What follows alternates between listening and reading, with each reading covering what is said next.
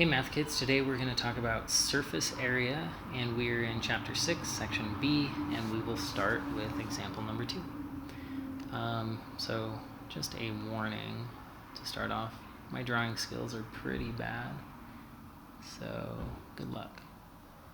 I would just look in the book to get these, but just in case you don't have the book, I will draw them the best I can. Okay, so we have a pyramid, and it says that the height, which they're marking as this, it's like the perpendicular height from right there. So the height is 10.8 centimeters, and so it just wants us to find the surface area. And so in other words, it wants us to find all of the triangular pieces. I guess I should draw this too. So there's 4 triangular pieces around the outside and then a rectangular piece at the base. And so if we're doing this, we want to use the Pythagorean Theorem. So we're basically going to take our goal, let's see, how can I explain this? So we're going to take a right triangle out of this, and so the height of that is 10.8, and this is going to be only half. So essentially we're taking this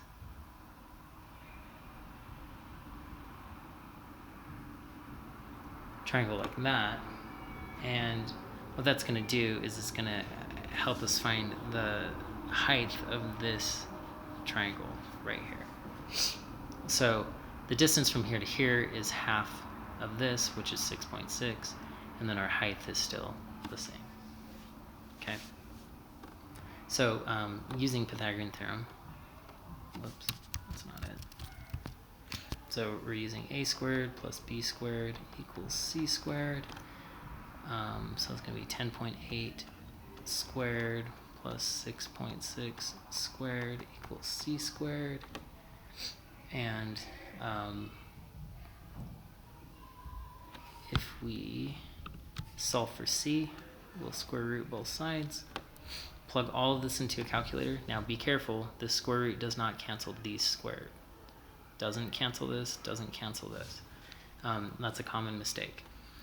Just type it into a calculator exactly how you see it here. So square root, parenthesis, 10.8 squared plus 6.6 squared. Do that, and then you should get 12.66 centimeters. Okay? Now, that's going to tell us the hypotenuse of this, and which is this right here, or the height of that side, however you want to think of that. Now, if you look in your book, on the answer section of this, they draw a diagram that looks roughly like this. Oh, this is kind of a bad picture, but oh well. They point out a few factors with this. So they point out that these are all the same.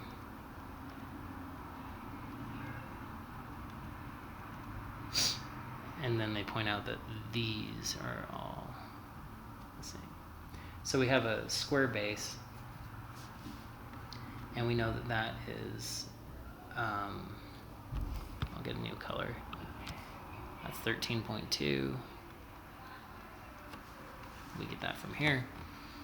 And then we know that the height, so like from here to here, is the h that we found, the 12.66.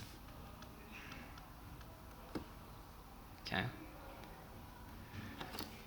So we can create an equation where the area of the base is just going to be 13.2 squared. And then we're going to add it to the rest of what's going on. So we have 4 triangles, And the area of those triangles is going to be 1/2 base times height. So 1/2 times the base, which is going to be 13.2, and then times the height, which is 12.66. Okay, we plug this all into a calculator and we get 508 centimeters squared.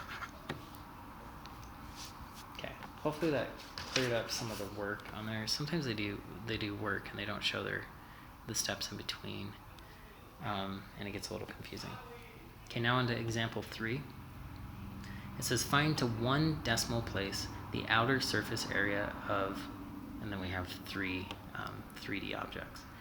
So the first one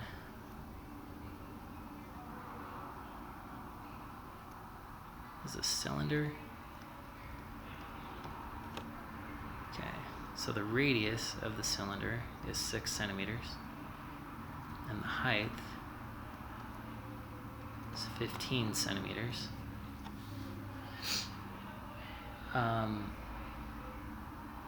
So it says that it's hollow top and hollow bottom. So hollow top, hollow bottom. And so what that means is we only have to find the curved surface area. And so it's essentially, it's just going to be 2 pi RH. And that's it. So the way we figure that out is we need to essentially think of it like a rectangle. And this is just the circumference of that circle. So circumference is 2 pi r. And if we just plug in a 6, the circumference is 2 pi 6, or 12 pi. And so this is just the circumference of the circle, because we just kind of lay it out like a rectangle. And the height is just our height. And so we multiply by the height, which is 15. So we say 12 pi times 15. And if we plug that into a calculator, we get the area, just the outer part, surface area, to be 565.5 centimeters squared. Okay, part B, we have a sphere with radius equal to 8 centimeters. So the area of a sphere is 4 pi r squared. So we just say 4 times pi times 8 squared. And if we plug all that into a calculator, we get 804.2 centimeters squared. Okay, the last one on this part. We have a radius of 5, and then this side, if we go along here, is 12 centimeters.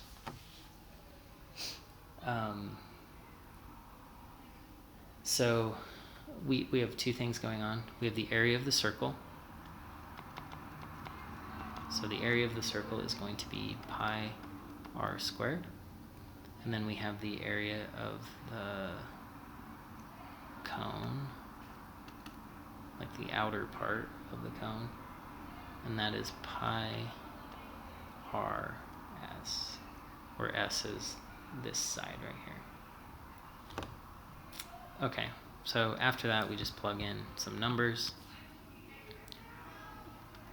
So this is going to be pi times 5 squared, or 25 pi. And then this is going to be pi times 5 times 12, or 60 pi.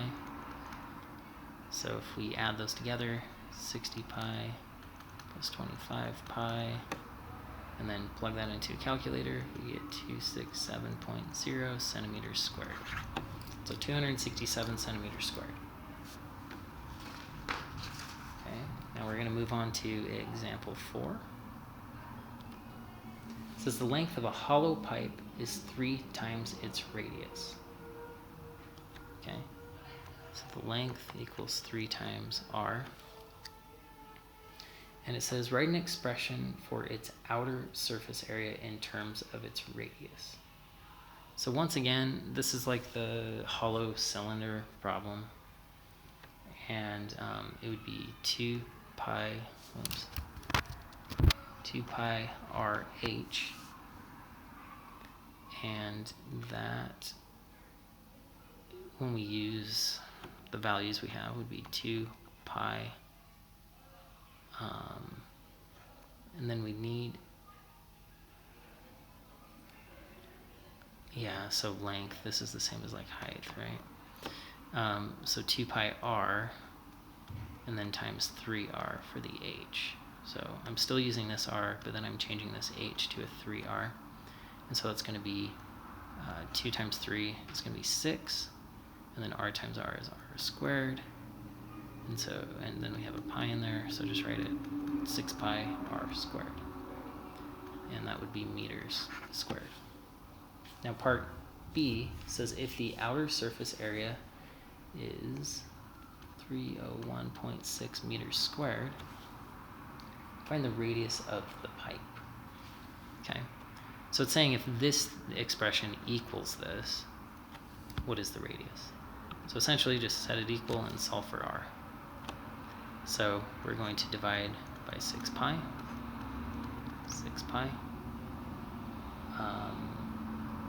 And then, so we have 301.6 over 6 pi equals r squared. Then we square root both sides.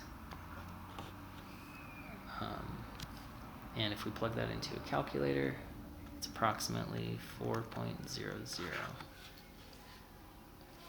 And so we would say the radius of the pipe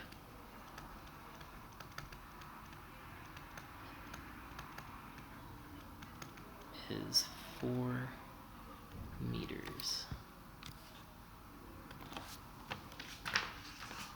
Okay, if you need additional help, please come to Math Lab and calculator.